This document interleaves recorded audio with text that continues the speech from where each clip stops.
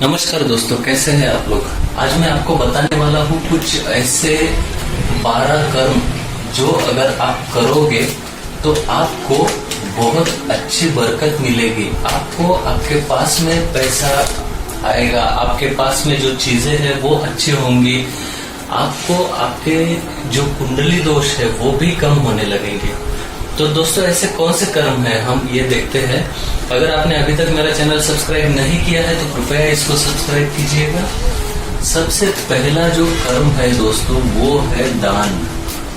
हमेशा दान करते रहना चाहिए, गरीबों को दान दीजिए। प्रकृति का यह नियम है कि आप जितना देते हैं उससे दोगुना आपको प्रकृति लौटाती है। बहुत बार ऐसा होता है कि लोग किसी को, भिखारी को या किसी को मदद करते वक्त सोचते हैं, वो बोलते हैं कि यार इसने जो है ये करना चाहिए, वो करना चाहिए, सभी ठीक है। लेकिन दोस्तों उस वक्त उस आदमी को जब अगर भूख लगी है तो उसकी आत्मा को तृप्त करना है। यही दान नहीं, दान दूसरे भी है। जैसे कि आप अगर घर में खाना बनाते हो तो सबसे पहली रोटी आपको गाय को खिलानी है, सबसे आखिरी रोटी जो है वो कुत्ते को खिलानी है। ये कुछ चीजें हैं, अगर आप ये करते हो तो बहुत अच्छा होता है। हर एक ग्रह के अनुसार भी दान होते हैं। वो दान अगर आप करते हो कुंडली दोष के लिए तो वो दान आपको बहुत फायदा दिलाता है। तो ये हो गया दान कर्म के बारे में, ये सबसे पहला हो गया दान कर्म। इसके बाद में दूसरा जो है दोस्तों ये है अग्निहोत्र। अग्निहोत्र दोस्तों, अग्निहोत्र एक ऐसी क्रिया है। अग्निहोत्र जो है वो हिंदू धर्म में बताए गए हैं कि 5 तरह के यज्ञों में से एक है देव यज्ञ, जिसे अग्निहोत्र कर्म कहते हैं। इससे जहाँ देव ऋण चुकता होता है, मतलब देव ऋण चुकता होता है, वही अन्न और धान्य में बरकत बनी रहती है। अग्नि कर्म जो है अग्निहोत्र के, ये 2 तरह से होता है। पहले की यह जो है हम जब भी भोजन खाए उससे पहले सवेरे आपको अग्निहोत्र कर्म करके जो है सूरज को 2 आहुति देना है। आप चावल की ये आहुति दे सकते हैं, गाय के गोबर का आपको कंडा लेना है, उसके ऊपर कपूर से अग्नि जलाकर आप धूप थोड़ा सा डाल सकते हैं और यहाँ पर आहुति दे सकते हैं। तो ये अग्निहोत्र कर्म जो है ये बहुत अच्छा होता है। अग्निहोत्र के रिलेटेड दोस्तों और भी कुछ चीजें हैं, जैसा मैंने मेरे एक वीडियो में मेंशन किया है कि अग्निहोत्र का जो भस्म है, अभी हमारे इधर लोग अग्निहोत्र से दूर जा रहे हैं। कुछ लोग पॉजिटिव निगेटिव सभी तरह के बात करते हैं, लेकिन अगर आप YouTube पे देखोगे तो अभी जो दूसरी कंट्रीज में है, अग्निहोत्र के ऐश के इस्तेमाल से वो ऑइंटमेंट बना रहे हैं, जो कि बर्निंग के ऊपर एक ट्रीटमेंट है। आप YouTube पे सर्च कीजिए कि अग्निहोत्र ऐश फॉर बर्निंग ट्रीटमेंट और ऑइंटमेंट फ्रॉम अग्निहोत्र ऐश। अगर आप ऐसा भी डालते हो तो भी आपको गोरे लोग उस पर दिखाएंगे कि वो कैसे इस अग्निहोत्र का ऐश इस्तेमाल करके वो ऑइंटमेंट बना रहे हैं। तो ये हो गया दोस्तों अग्निहोत्र। इसके बहुत फायदे हैं, लेकिन अगर आप ये रोज करते हो तो आपको बाकी कुछ भी करने का जरूरत नहीं, आपको बहुत अच्छे फायदे मिलेंगे अग्निहोत्र से। भोजन के नियम। भोजन जो है दोस्तों ये बहुत महत्वपूर्ण क्रिया है जो हम दिन में करते हैं। भोजन हमेशा अगर आपको पॉसिबल है तो नीचे चटाई डालकर, आप आसन डालकर एक वहां पर बैठ के खाना खाइए। खाना खाने से पहले आप हाथ जोड़कर या आपके मन में, आप किसी भी धर्म के हो, आपके देवता को आप कहिए कि ये जो आप हमें भोजन दे रहे हैं हमारे पेट भरने के लिए, उसके लिए उनका धन्यवाद कीजिए और फिर आप खाना खाने को शुरुआत कीजिए, क्योंकि इससे हमें बहुत एनर्जी मिलती है। अगर भोजन खाते वक्त आपको क्रोध नहीं करना है, भोजन खाते वक्त चिड़चिड़ापन नहीं चाहिए, आपकी जो बातें रहेंगी, घर के सभी लोग एकजुट होकर बैठ रहे हैं तो वो बहुत अच्छा होता है। तो ये कुछ नियम है भोजन के बारे में। उसके बाद में है टपकता नल। टपकता नल जो है ये बहुत बड़ा दोष क्रिएट करता है, आपके घर में पैसा टिकने नहीं देता है। अगर इस प्रकार का नल है आपके घर में तो उसको आपको तुरंत ठीक करना है। इसके बाद में जो है क्रोध कलह से बचे। क्रोध जो है आपको क्रोध नहीं करना है। आप किधर भी होने चाहिए, आप आपके ऑफिस में हो, घर में हो, किधर भी, अगर ऐसा कुछ सिचुएशन क्रिएट होता है तो आपको वहां से तुरंत निकलना चाहिए या शांत बैठना चाहिए। और आपका क्रोध जब कम होगा तो आकर आप डिसीजन लीजिए या फिर आंसर दीजिए।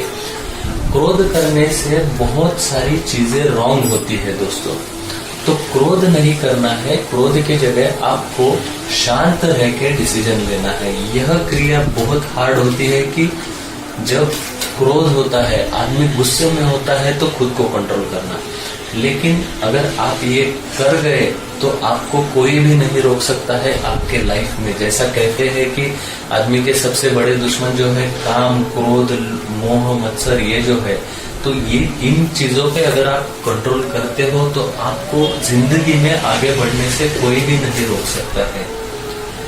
घर की सफाई, घर की सफाई, ये सफाई जो है घर की, घर में सिर्फ झाड़ू लगाना मतलब सफाई नहीं होती है दोस्तों। घर में जो भी जाले लगे हैं या फिर जो पुरानी चीजें पड़ी है, जो रद्दी है, आपको काम में नहीं आने वाली है, हम ऐसे भी चीजें संभाल के रखते हैं, पुराने बर्तन, पुराने बुक्स, ऐसी चीजें आप निकाल दीजिए। इस प्रकार से आपको करना है घर की सफाई। शाम के टाइम में आपको घर में झाड़ू नहीं लगाना है। झाड़ू ऐसी जगह पे रखना है कि वहां पर किसी की नजर न जाए। जो कि आपके घर में मेहमान आएंगे उनकी नजर वहां पर नहीं जानी चाहिए। ये जो है ये हमें खुद को पर्सनल डेवलपमेंट है, पर्सनल डेवलपमेंट ये इसलिए है दोस्तों कि हमें, जैसा मैंने इधर कहा है, काम, क्रोध, मोह, मत्सर, ये चीजों से दूर आना है। और पर्सनल डेवलपमेंट मतलब हमें हमारी खुद के गोल्स, हमें क्या करना है, क्या चाहिए, उसके लिए प्रॉपर प्लानिंग करना चाहिए। ये बहुत जरूरी कर्म है इंसान के लाइफ में। अगर आप प्लानिंग नहीं करते हो कि आगे हमें क्या करना है, उसके लिए क्या कॉम्प्रोमाइज करना पड़ेगा, ये सब चीजें अगर आप नहीं सोचते हो तो फिर आपके मार्ग में अगर कुछ संकट आते हैं तो आप डगमगा जाओगे। इसलिए ये प्लानिंग बहुत जरूरी है दोस्तों। आपके घर का पूजा घर और तिजोरी, पूजा एंड लॉकर, पूजा घर और तिजोरी ये दोनों महत्वपूर्ण चीजें हैं, क्योंकि जो पूजा घर है वो आपको बहुत पॉजिटिव एनर्जी देने वाला है, और जो लॉकर है वो आपका वेल्थ जो है, घर में पैसा आएगा उसको संभाल कर रखने वाला है। और यहाँ पर जो पैसा रखोगे उसको हमेशा बढ़ना चाहिए। तो इसलिए ये दोनों चीजें बहुत ही जरूरी है, और इसका प्रॉपर लोकेशन होना भी बहुत जरूरी है आपके घर में। संधि काल में मौन रखना, मौन, संधि काल में मौन इसलिए रखना चाहिए, संधि काल मतलब जो आपका सवेरे और शाम का समय है, क्योंकि इस समय जो एनर्जी रहती है वो बहुत पॉजिटिव एनर्जी होती है। इस वक्त हम जो बोलते हैं, जो चीजें जो है उसमें बहुत ज्यादा एनर्जी होती है। तो हम इसलिए शाम में जब दिया लगाते हैं तो स्तोत्र बोलते हैं, ये पहले से चालू है, क्योंकि इससे बहुत एनर्जी बढ़ती है, पॉजिटिव एनर्जी। अगर आप मौन रखते हो तो आपको फायदा ये मिलता है कि जो बोलने से एनर्जी वेस्ट होती है तो वो वेस्ट नहीं होगी। और दूसरी बात, अगर आपके मुंह से कुछ गलत निकल जाता है तो उसका भी परिणाम बहुत ज्यादा हो सकता है। तो इसलिए संधि काल में मौन रखना बहुत जरूरी है। द्वार जो है यानी डोर पूजा, यानी कि दरवाजे की पूजा, दरवाजे की जो दहलीज होती है उसकी हर सवेरे आपको पूजा करना है। यानी कि उसके ऊपर थोड़ा सा पानी छिड़कना है जिसमें थोड़ी हल्दी मिली हुई हो, तो ये हेल्थ के लिए बहुत अच्छा होता है। दरवाजे की पूजा करना, उसके ऊपर थोड़ा सा पानी छिड़कना हर सवेरे, रोज सवेरे। इसके बाद में है जो पीपल होता है, पीपल का पेड़, पीपल के पेड़ की पूजा करना है दोस्तों। पीपल का पेड़, इसके ऊपर ऐसा माना जाता है कि जो पितृ होते हैं अपने, जो गए हैं, उनकी आत्मा पीपल के पेड़ पे होती है। इसके अगर पूजा करते हैं तो जो पितृदोष है उससे भी मुक्ति मिलने में मदद मिलती है। केसर और कपूर सबसे इम्पोर्टेंट और लास्ट वाला है दोस्तों, केसर और कपूर। केसर जो है, इसका तिलक आपको घर से बाहर निकलने से पहले माथे पे लगाना है। ये लगाना वेल्थ को अट्रैक्ट करने के लिए, लक्ष्मी जी का जो है वो प्रतीक माना जाता है, उसके लिए बहुत अच्छा होता है। और जो कपूर है, इससे घर की निगेटिव एनर्जी निकल जाती है। तो दोस्तों, ये कुछ 12 चीजें हैं, ये अगर आप फॉलो करोगे तो आपको बहुत अच्छा फायदा मिलेगा। ये कर्म है, अगर आप ये करते रहोगे तो आपको बहुत अच्छा रहेगा। दोस्तों, अगर आपने अभी तक मेरा चैनल सब्सक्राइब नहीं किया है तो कृपया इसको सब्सक्राइब कीजिएगा और इस इन्फॉर्मेशन को आपके दोस्तों के साथ में जरूर शेयर कीजिएगा। धन्यवाद।